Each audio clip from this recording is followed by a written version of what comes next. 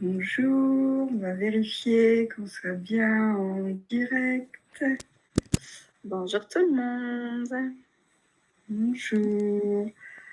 On vérifie juste, faire le petit test pour voir si on est bien en direct. On est en live, je te vois sur... je nous vois.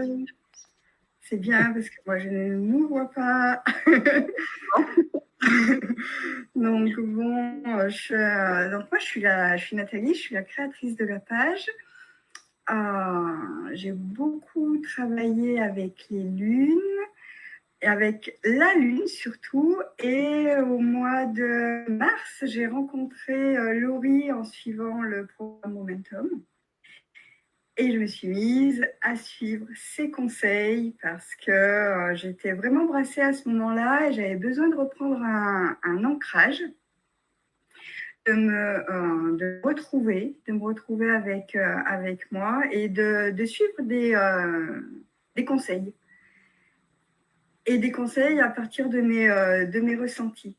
Et le travail des lunes que proposait Laurie m'a vraiment bluffée, m'a aidée, m'a accompagnée depuis le mois de mars. Et j'avais vraiment envie de vous présenter Laurie et qu'elle vous présente comment elle travaille avec les lunes féminines. Laurie, à toi. Merci Nathalie de m'accueillir sur ta page professionnelle aujourd'hui. Je suis contente qu'on puisse échanger, puis j'aime ça aussi t'entendre parler de quel impact ça a eu, comment est-ce que ça a changé certaines choses dans ta vie.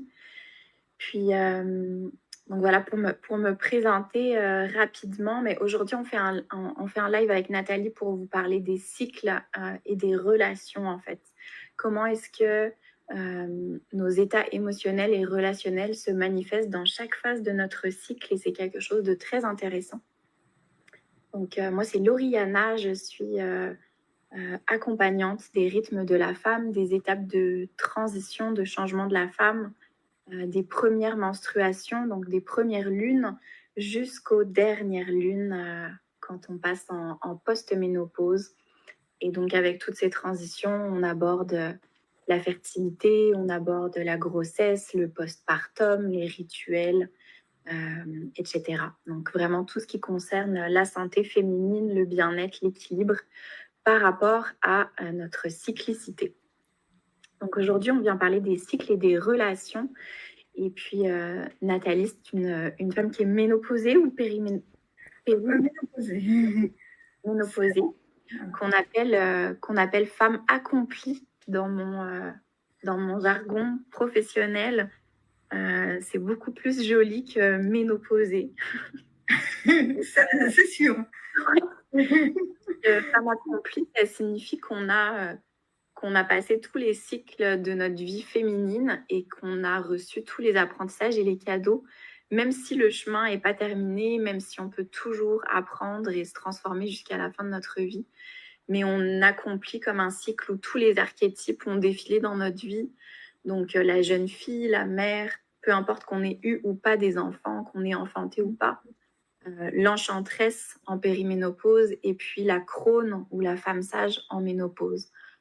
Donc ces archétypes-là, ces énergies féminines se retrouvent en fait dans le cycle de la lune et dans le cycle des saisons. Dans le cycle de la lune, ça correspond aux 4 phases principales. Donc la jeune fille, c'est la phase de la lune croissante, qui correspond aussi à la phase préovulatoire pour les femmes cycliques. Ensuite, on va avec la pleine lune, qui correspond à la phase de la mère ou la phase ovulatoire du cycle. Puis ensuite, on va vers la lune décroissante. Ça, c'est l'énergie de l'enchanteresse avec la phase prémenstruelle, qui est une phase plus difficile à vivre pour la plupart d'entre nous. Donc, ça va être intéressant de discuter de ça aujourd'hui, relationnellement, émotionnellement. C'est une phase qui nous challenge un petit peu. Et puis, ensuite, c'est la nouvelle lune avec la phase menstruelle, l'énergie de la crone. Et ça se manifeste. Oui, tu veux dire quelque chose? Oui, je voulais te demander, au niveau j'ai toujours un petit peu des difficultés à saisir entre l'enchantresse et la crone. Ben, tout simplement parce que je pense que je suis ménopausée, mais je sens beaucoup l'enchantresse. En fait, quand j'ai regardé un petit peu ce qu'elle était, je sens beaucoup l'enchantresse encore. Et moi, j'ai du mal à saisir. En fait. Est-ce que je peux te demander, Nathalie, ça remonte à quand ton dernier saignement? Mon dernier saignement? Est-ce que c'est plus que 10 ans?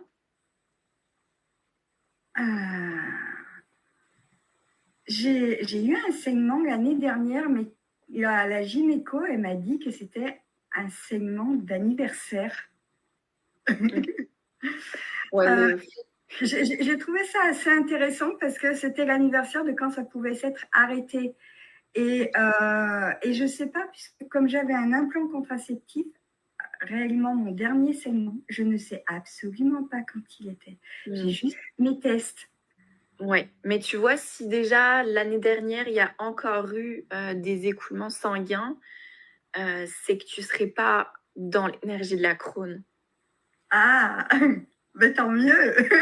Mais tant mieux, tous les archétypes sont parfaits.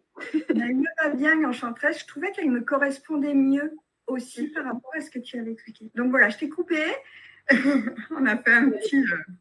Mais oui, l'énergie de l'enchantresse, qui est une énergie très créative, sensuelle, sauvage, magique.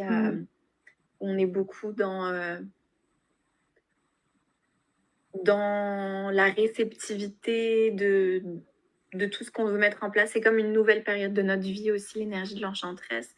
Et la crône, elle va plus se manifester vers la fin de notre vie. Donc quand ça fait 10 ans ou plus, mais après ça dépend. C'est toujours des grilles de lecture qui sont générales. Moi, j'aime pas les généralités. C'est vrai qu'en individuel, on va vraiment avec quelque chose de très personnalisé, puisque l'information la plus importante, c'est comment est-ce que tu te sens en ce moment et à quel archétype est-ce que tu t'identifies. Et c'est comme dans un cycle menstruel d'une femme cyclique.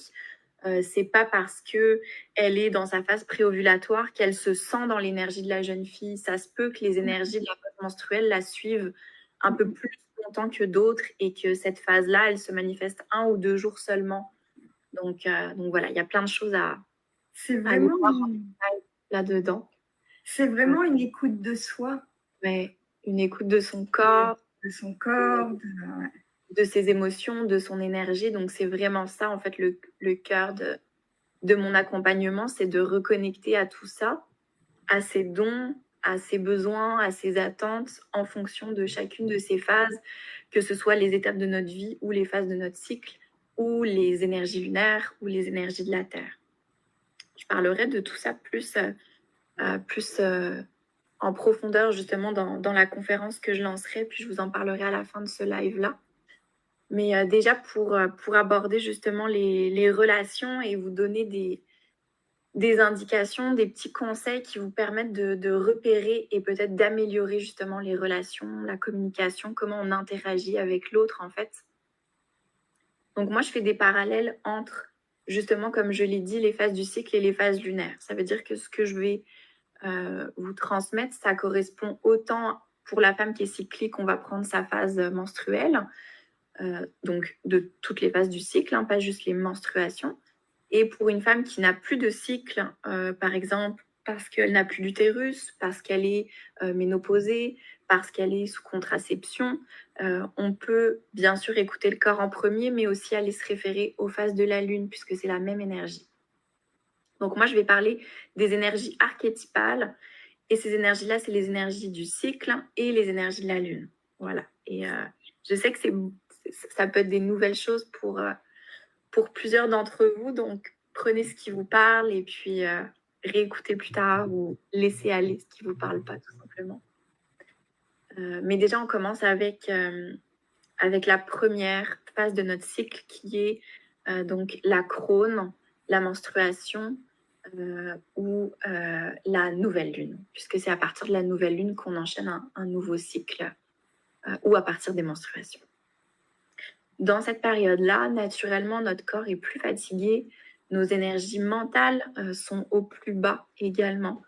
Donc, le plus important dans notre vie à ce moment-là, c'est le repos. Il n'y a pas d'autres conseils à donner parce que tous les autres conseils qui seraient pour cette phase-là sont de toute façon d'aller dans la lenteur, de prendre du temps pour soi, de se faire du bien. Donc, moi, j'enveloppe tout ça dans le repos, le cocooning, le soin à soi. Mais l'idée, c'est vraiment de ne pas stimuler son mental, de ne pas stimuler son corps parce qu'on n'a pas d'énergie à ce moment-là. Et c'est une période où on est beaucoup plus connecté à notre intuition, à notre sagesse intérieure, au monde invisible, aux messages qu'on peut recevoir. On est plus en contact avec notre âme, en fait, à ce moment-là. Donc, du point de vue de nos relations, on va plus aller à l'essentiel. On est dans une énergie qui est plus ouverte aussi à l'autre et à nous-mêmes. C'est comme si on était un passage entre les deux dans l'énergie archétypale. Et c'est ça par rapport à l'aspect relationnel. Autant on peut avoir des belles relations, des belles conversations vraiment profondes, autant on est capable de plonger à l'intérieur de nous. Mais l'essentiel, c'est vraiment de se reposer et de se coucher plus tôt, d'avoir une alimentation qui est équilibrée, avec le moins de sucre et de stimulants possible parce que on pourrait avoir justement tendance à vouloir se surstimuler parce qu'on manque d'énergie. Mais c'est exactement là qu'on épuise nos surrénales et qu'on rentre dans un parcours, un cercle vicieux en fait de baisse d'énergie qui peut mener vers des burn-out, vers de la dépression et vers une incapacité de retourner en fait à nos énergies vitales. Donc voilà pour cette phase-là qui est vraiment une période importante à considérer pendant au moins 1 ou 2 jours, surtout les premiers jours des saignements ou les 3 jours qui enveloppent la nouvelle lune, de pouvoir ralentir, conscientiser que notre corps a besoin de ralentir et d'amener du repos.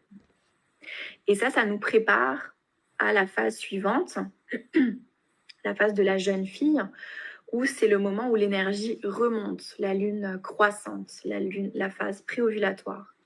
Donc dans cette phase-là, si on a bien respecté notre corps, on va avoir les énergies qui vont remonter après ça et qui vont nous permettre de nous mettre plus en action pour, par exemple, les capacités qui sont le plus développées à ce moment-là, c'est tout ce qui est qui demande des capacités mentales, puisqu'on est au maximum en fait de nos capacités mentales dans ce regain d'énergie. Donc la planification de notre vie, de notre quotidien, de notre horaire, la structure, le lancement de projets, les nouvelles idées, donc tout ça est mis en mouvement. C'est vraiment le feu qui se réveille à l'intérieur de nous.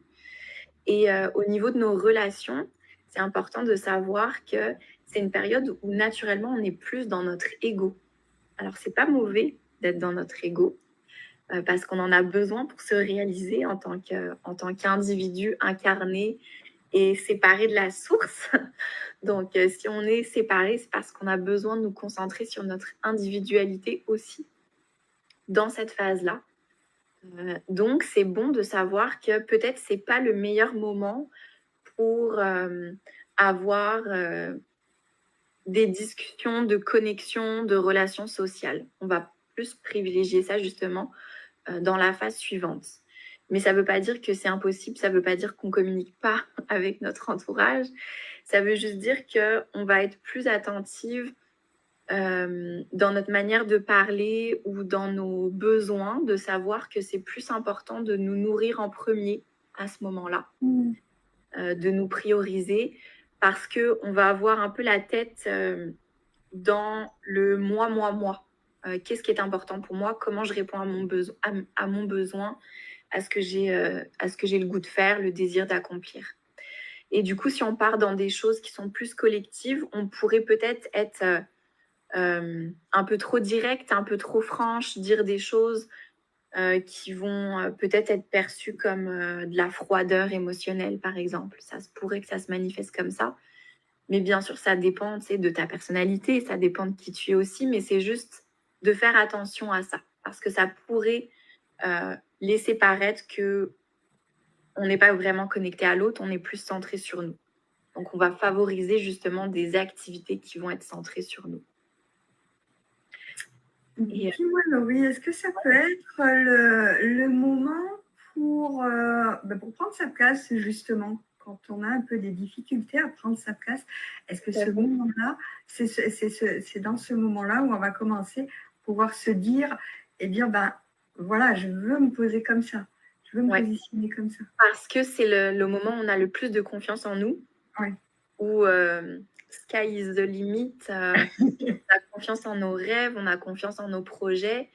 Mais bien sûr, ce que je dis là, si vous ne connectez pas à cette confiance-là, cette estime de soi, ça se peut que cet archétype il soit plus endormi, que ces énergies soient plus endormies. Et bien sûr, ça prend des soins, ça prend un travail de conscience. Donc, ce qu'on dit là, c'est comme l'idéal de ces capacités-là. Et après, mon travail à moi, c'est justement d'aller réveiller ces énergies-là quand elles sont plus endormies avec toute une panoplie d'outils magiques. On ne parlera pas de ça maintenant, mais voilà, juste pour savoir qu'il ne faut pas s'auto-culpabiliser de « Ah ben moi, je n'ai pas du tout confiance, je ne ressens pas ça. » Oui, mais peut-être que tu es épuisé dans ta phase menstruelle. Peut-être que tu prends pas assez de temps pour toi à ce moment-là et du coup, les énergies, elles n'arrivent pas à se réveiller parce qu'il y a des cycles de stress qui se perpétuent. Ou peut-être que c'est justement l'archétype d'après, la mère, qui prend beaucoup de place d'en donner aux autres.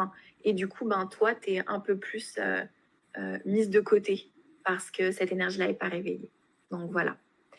Et donc, je poursuis justement avec l'archétype de la mère, qui est la nouvelle lune, qui est la pleine lune, pardon, qui est également les énergies donc, de la phase ovulatoire. Là, on est dans l'expansion, la communication, la connexion. Donc, on privilégie vraiment les relations sociales à ce moment-là. On est plus dans l'expression. Vous le voyez, là, on est en lendemain de pleine lune. Pour moi, c'est super facile de parler. Les mots arrivent tout seuls. Je n'ai pas besoin de me concentrer.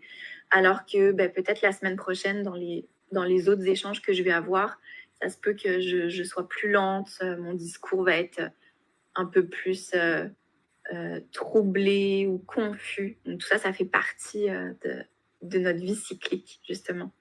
Et voilà, on a cette capacité de mieux connecter avec les gens dans la phase de la mère. Parce que c'est une période où, naturellement, la femme est ouverte à l'autre. On a l'ouverture du cœur qui est plus présente. Donc, il y a plus de compassion, il y a plus d'empathie, il y a plus d'écoute aussi pour l'autre. Donc, c'est une phase idéale, en fait, pour connecter avec notre famille, connecter avec notre conjoint, notre conjointe, nos enfants, nos relations professionnelles, sortir pour rencontrer des gens, dire les choses vraies, avoir des vraies discussions de cœur à cœur, parce que on ne prend pas les choses personnelles à ce moment-là. Du fait qu'on ait plus d'empathie et d'altruisme naturel, de compassion, on est capable de recevoir les choses qui, si on reçoit certaines choses en phase prémenstruelle, par exemple, ça va être plus difficile à gérer parce qu'on prend plus les choses personnellement.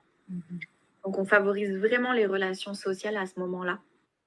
Et de nouveau, ça ne veut pas dire qu'on est coupé du monde pour toutes les autres phases des cycles lunaires ou de notre cycle personnel, mais c'est juste qu'on va profiter en fait de ces capacités-là qui nous sont plus naturelles parce qu'on est en phase avec l'autre et ça fait partie de la nature et ça fait partie justement, la pleine lune, c'est la fertilité, c'est l'expansion, c'est l'abondance. Donc, on vit tout ça dans nos relations à l'intérieur de nous aussi. Et on peut justement avoir plus de facilité à communiquer et à parler avec notre cœur à ce moment-là.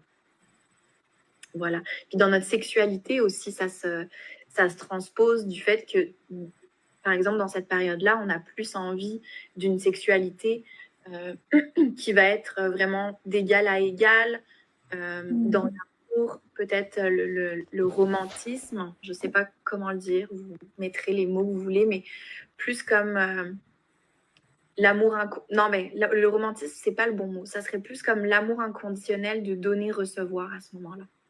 Alors que certaines phases, on va être plus dans notre plaisir, et puis certaines phases, on va être plus dans la magie, l'exploration d'autres choses. Voilà, donc ça, c'est toute une autre sphère aussi, la sexualité, qui peut être abordée sous l'angle des cycles et des énergies. Et puis je termine avec donc la dernière phase de notre cycle, qui est la phase prémenstruelle, l'archétype de l'enchanteresse, et qui correspond à la lune décroissante.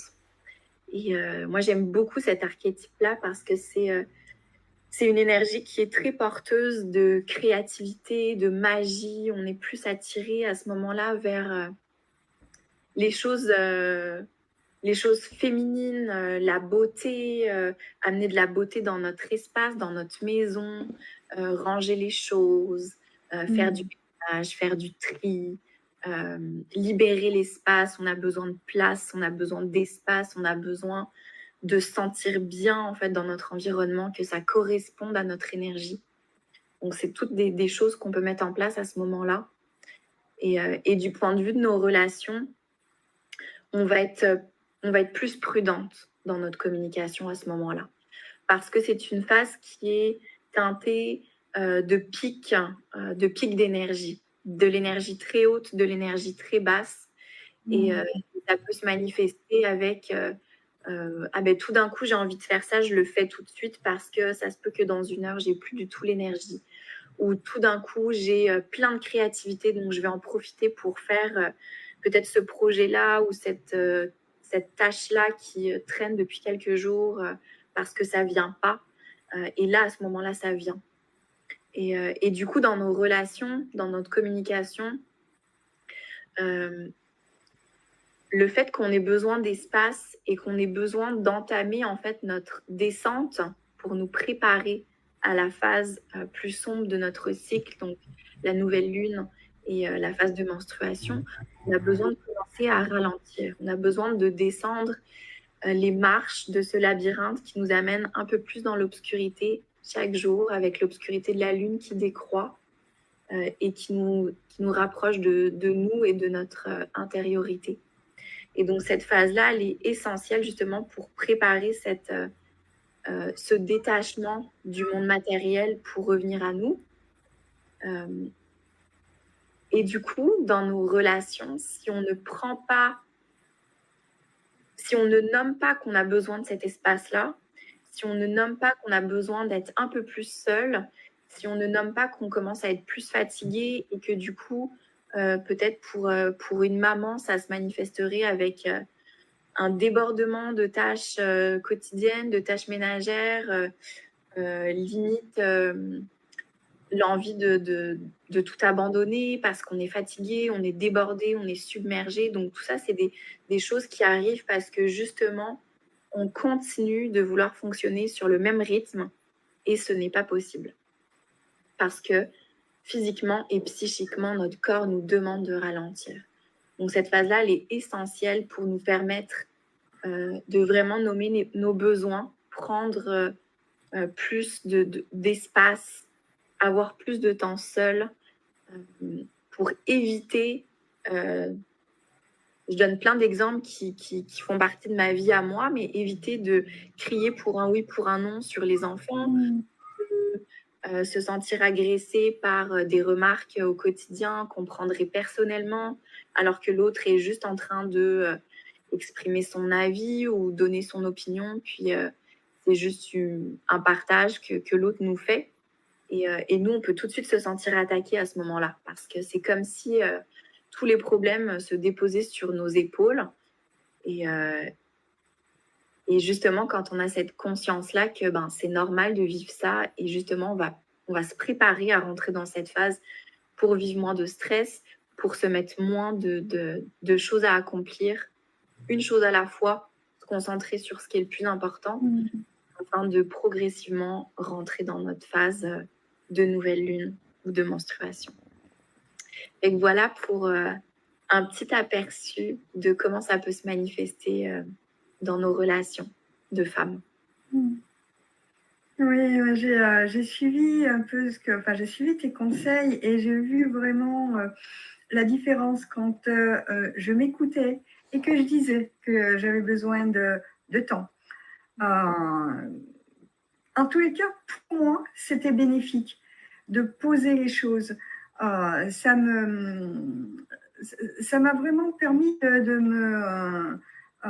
me sentir mieux dans la progression.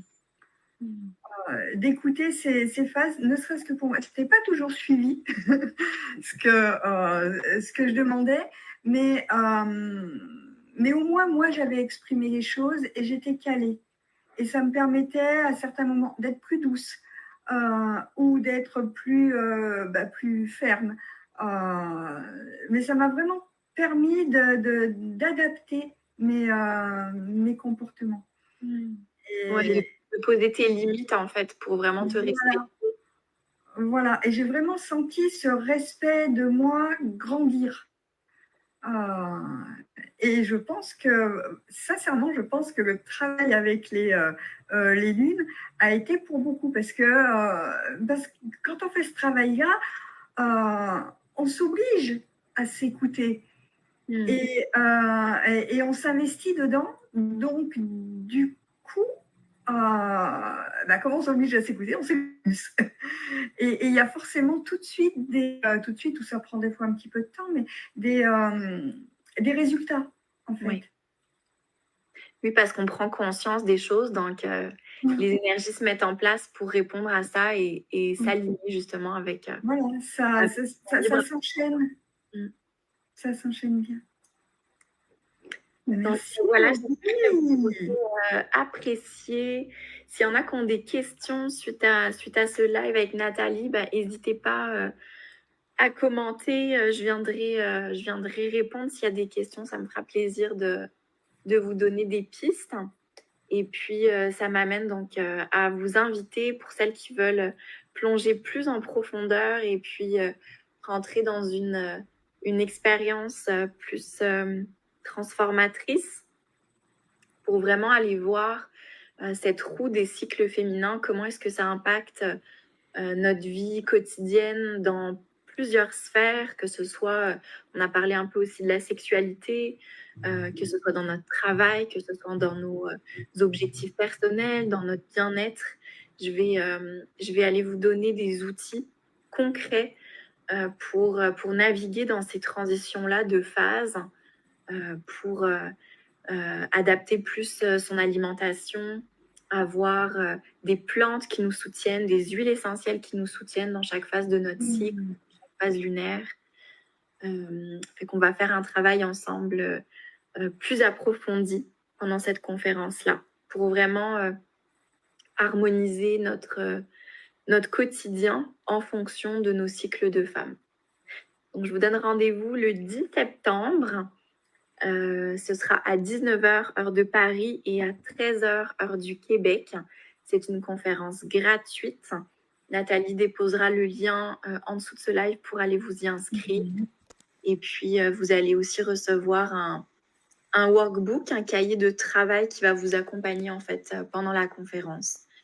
Donc voilà, je me réjouis de vous y retrouver. Et puis voilà, je vous souhaite une belle journée. Merci beaucoup, Laurie, et bonne journée à tous, et puis à très bientôt. Bye bye. Bye.